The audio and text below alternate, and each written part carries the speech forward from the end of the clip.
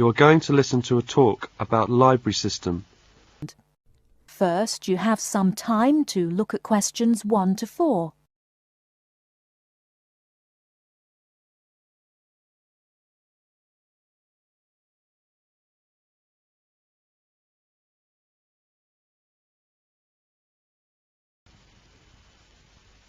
Right, everyone, my name is Kathy Smith. I'd like to give you a brief introduction about the library system. Every good student should learn how to use the library. If you have to do a research project, the library is the place to go to for information. Libraries contain books and periodicals, magazines and newspapers on many different subjects. To find the information you need, you must know how to use the library. All libraries are organised in much the same way. Every library houses a collection of books. Many libraries also have periodicals, films and records. All the books in a library can be classified under 2 main categories, fiction and non-fiction. Books of fiction contain stories that were made up by the author. Books of non-fiction contain factual material. When doing research, you use non-fiction books because you are looking for factual information. All the fictional books in a library are grouped in one section. They are arranged alphabetically by the last name of the author. Many libraries also label the spines of all books of fiction with the letters FIC or F. All libraries have a system for organising and classifying non-fiction books. The most widely used system is the Dewey Decimal System. It was designed by an American librarian named Melvin Dewey. It is called a decimal system because it divides all non-fiction books into 10 major categories. These are further divided into subdivisions. Before you hear the rest of the conversation, you have some time to look at questions 5 to 10.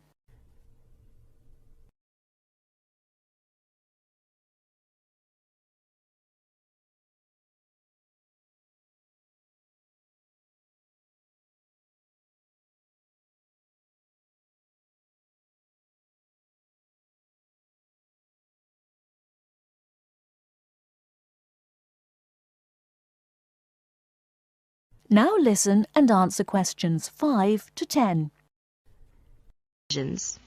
For example, all science books are numbered from 500 through 599. Each different field of science has a number within the 500 category. For example, astronomy is 520 and chemistry is 540. The Dewey Decimal System provides a category for every type of non-fiction book. The best way to locate a book in the library is to use the card catalogue. The card catalogue is an index of all the books in the library. Information about a book is listed on cards. All the cards are filed alphabetically and stored in drawers in large cabinets. The card catalogue can help you locate a particular book, a book on a certain subject, or a book by a particular author. In the card catalogue, each book has 3 cards, an author card, a title card and a subject card. The author card is alphabetized under the author's name. The title card is filed alphabetically according to the title of the book. The subject card is filed alphabetically under the name of the subject of the book. In many university libraries, they use their own Biblitus cataloguing system or the microfiche system. Both of them list publications under author and title, and both are very easy to use. Now let us see the reference books. We all know that reference books make up an important part of a library's non-fiction books collection. They contain facts and information about any subject you can think of. Reference books are not meant to be read from cover to cover. You should use them when you want important facts and information about a particular subject. Let's see some major types of reference books. First, dictionaries. Dictionaries are books that list and give the meanings of the words in a language. They also give the pronunciation of words in a dictionary which are listed alphabetically. Second is encyclopedias. Encyclopedias are reference books that provide factual information about people, events, places, and subjects of lasting interest. Each article is written by a specialist on the topic being discussed. An encyclopedia usually consists of a number of books arranged in a set. The volumes are arranged in alphabetical order according to the topic of each article. Letters are stamped on the spine of each volume to indicate the alphabetical rang of the topics in each volume. For instance, if you wanted to find information about the moon, you would look in volume 8 of the encyclopedia pictured here. Next is atlases. An atlas is a book of maps. It may contain many different kinds of maps. The maps in an atlas are often arranged alphabetically by country or continent. Almanacs are also a type of reference books. An almanac is a book that contains recent statistics and summaries of information on a wide variety of topics. It is published annually. Information is listed alphabetically by subject. Indexes are alphabetical lists of names, titles and subjects that tell where information about each can be found in other publications. For example, the Reader's Guide to Periodical Literature can help you find magazine articles that have been published about a particular subject. It will give you the names of publications that have carried articles about the subject, the dates and volume numbers of the particular issue in which the articles appeared. You should be aware that reference books may not be taken out of the library under any circumstances. They are used only in the library. That is the end of part 1. You now have half a minute to check your answers.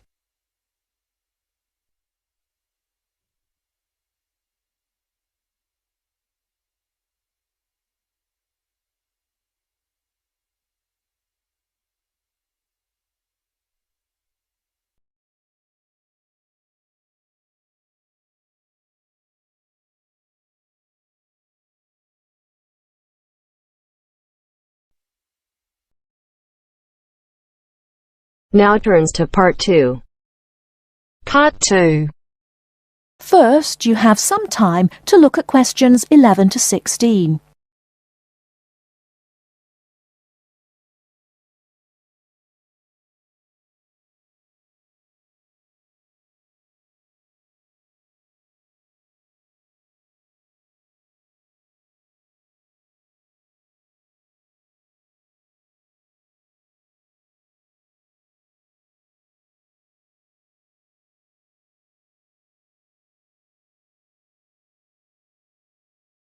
Now, listen carefully and answer questions 11 to 16. Hello, Sue. Fancy meeting you here. It is Sue Johnson, isn't it? Oh, hi, Jill. Must be ages since we've seen each other. What a surprise. How are you? Yes, well, I'm fine. I just got back from 2 years teaching in Hong Kong, actually. Oh, I thought you'd gone into computing or nursing. No, I ended up being a teacher after all. And how about you? Oh, fine. Things are going quite well, in fact. So, what have you been up to over the last 3 years? Working, studying, you know, the usual things. Oh, and I got married last year. Congratulations. Anyone I know? Yeah, you might remember him from our college days. Do you remember Jerry? Jerry Fox? Jerry? Was he the one with the dark hair and beard? No, that was Sam. No, Jerry's got blonde hair and glasses. He's pretty tall. Well, we got married, finally. Great. And where did the wedding take place? Was it here in London? No, in the end, we decided to get married in Scotland. Jerry's parents lived there, so we were married in the small village church with the mountains in the background. Fabulous. Have you got any pictures? Well, funny you should ask. I have actually got a couple here. They're a bit battered because I've been carrying them around in my bag. Oh, never mind. Let's have a look. Oh, don't you look wonderful? Who are those people behind you? Oh, that's my older sister, Clara. Oh, she looks like you. Do you think so? Everyone says that, but we can't see it. Is she married now? Yes, and she's got 3 children, a girl and twin boys as well. Wow, imagine having twins. Look, why don't we have dinner together and catch up on a few things? Would you like to come over one evening? That'd be lovely. What about next Friday evening? Fine. What time? Shall I come over about 8 o'clock? Oh, come about 7:30. I'm usually home around 6:30, so that'd give me plenty of time to get dinner ready. Oh, fine. And, one last thing. Where do you live? What's the address? Oh, good thinking. Here's my card. The address is on the back. We've got a flat in an old house. We live on the 3rd floor of a large old house. The house has been converted into flats, so when you arrive, you'll need to press the bell second from the top. The bell second from the top. Okay? There's a little intercom arrangement, so I can let you in. Right. Okay. See you on Friday, then.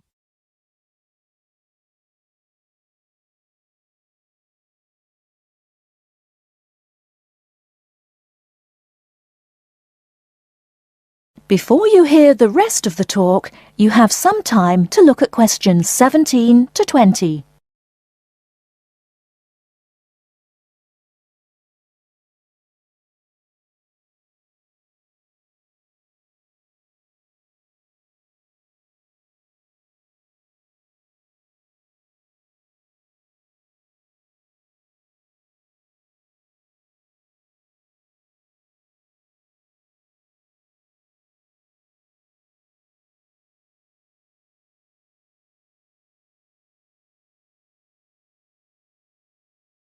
Now listen and answer questions 17 to 20. Welcome, Jill. This is my husband, Jerry. Jerry, this is Jill. Hi, Jill. Nice to meet you. Hi, Jerry. Well, let's come in and take a seat. Sue told me that you've just returned from Hong Kong. Was it a pleasant trip? What kind of city is it? Oh, well, Hong Kong enjoys a reputation for the flourishing business. It has a population of around 6.6 million. Much larger than that of Sydney, right? Sydney has a population of 4 million, I think. Yes. Did you enjoy staying there? Well, being a metropolis has advantages. You get the latest films and music. There's always something going on, and there's such a wide variety of different people and cultures that it's difficult to get bored.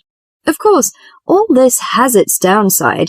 The cost of living is very expensive, and most people cannot afford to go out very often. So although the entertainment is available, you have to have a lot of money to enjoy it. Another problem is, like most big cities, there's a lot of crime. What about the weather? I suppose that it gets a lot of rain. Not always. In summer it's humid, but it's cool and dry in winter. The average temperature in June and July is about 91 degrees Fahrenheit. Hotter than here. The best seasons are spring and autumn. They are mild and agreeable.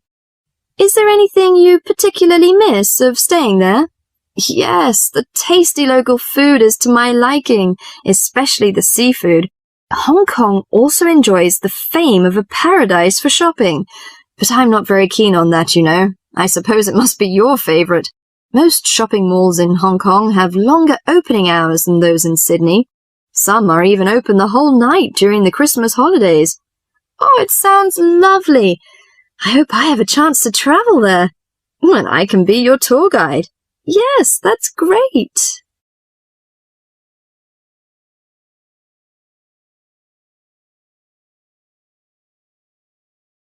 That is the end of part 2.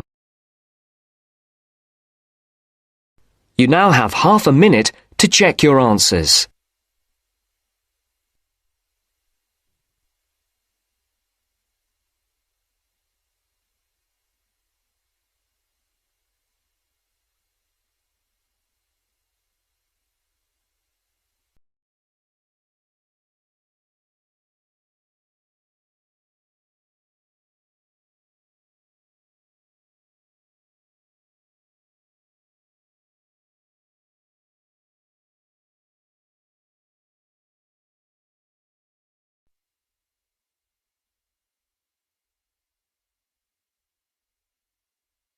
Now turns to part 3. Part 3. You will hear a conversation between Caesar and a welfare officer. As you listen, answer questions 11 to 20. First, you have some time to look at questions 21 to 26.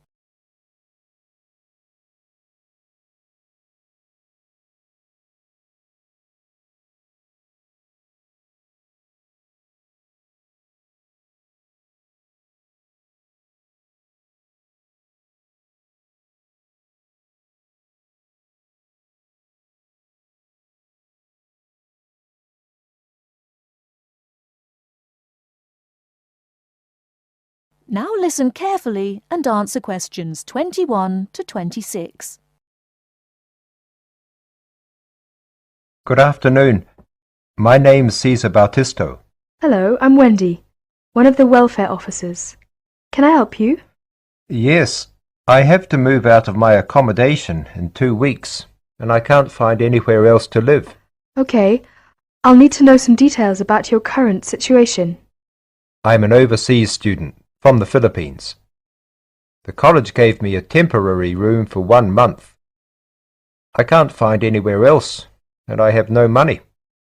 Have you told the college about your position, or asked them to let you stay longer in your accommodation?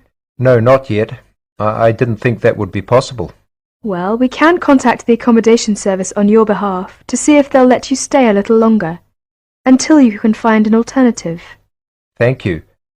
But I'm not sure that I can find another place, as they all ask for money before moving in, and I don't have any.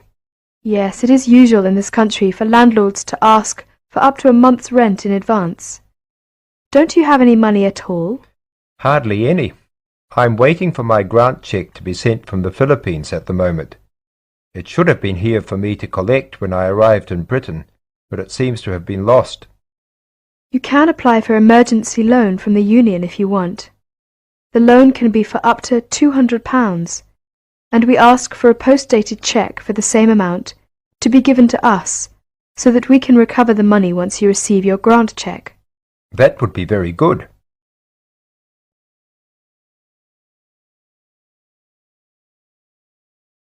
Before you hear the rest of the talk, you have some time to look at questions 27 to 30.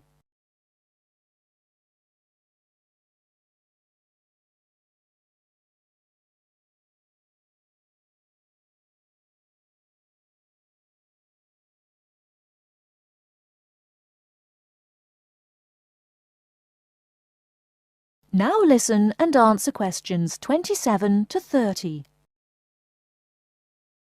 I'll apply, but I'm still worried about how to find new accommodation. As I said earlier, we can ask the college to extend the time you're allowed to stay in your present accommodation. They may refuse, of course.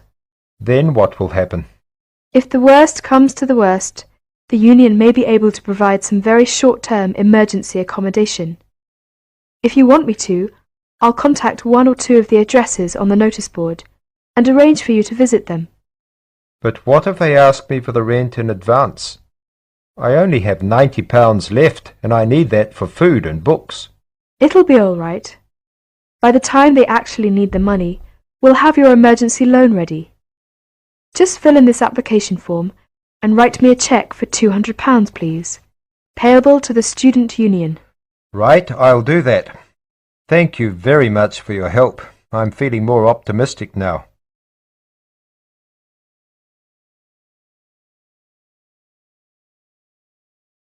That is the end of part 3. You now have half a minute to check your answers.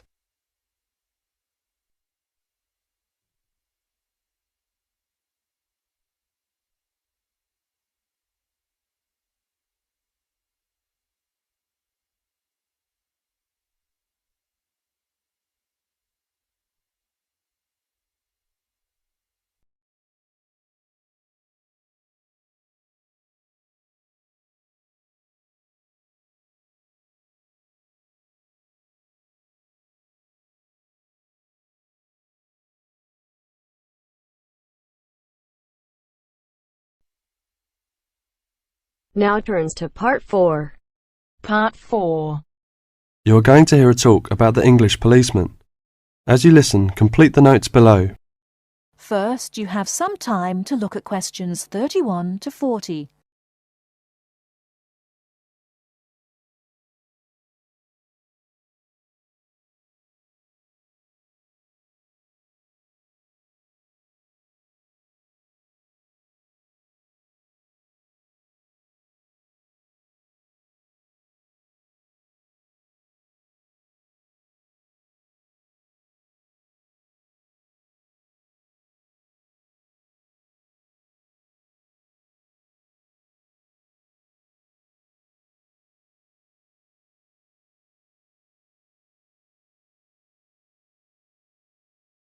Now, listen carefully and answer questions 31 to 40.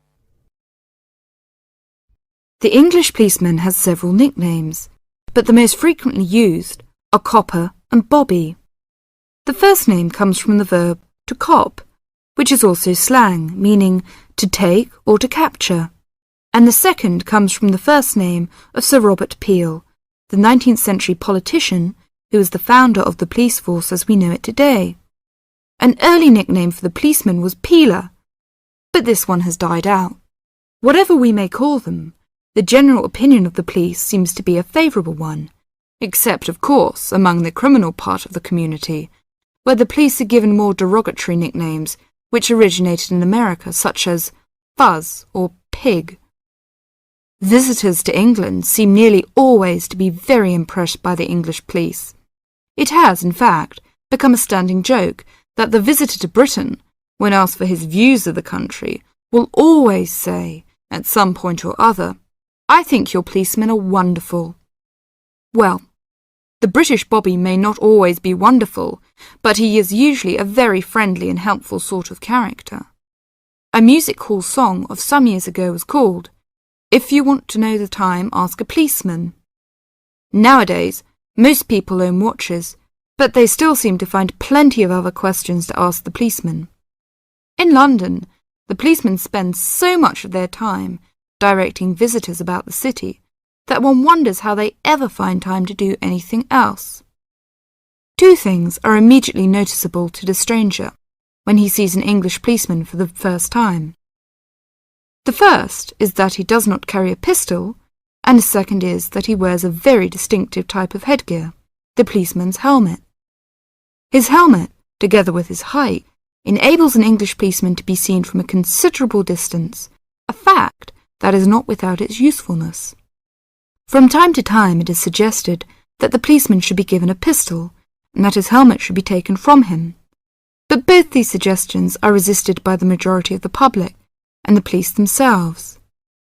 However, the police have not resisted all changes. Radios, police cars, and even helicopters give them greater mobility now.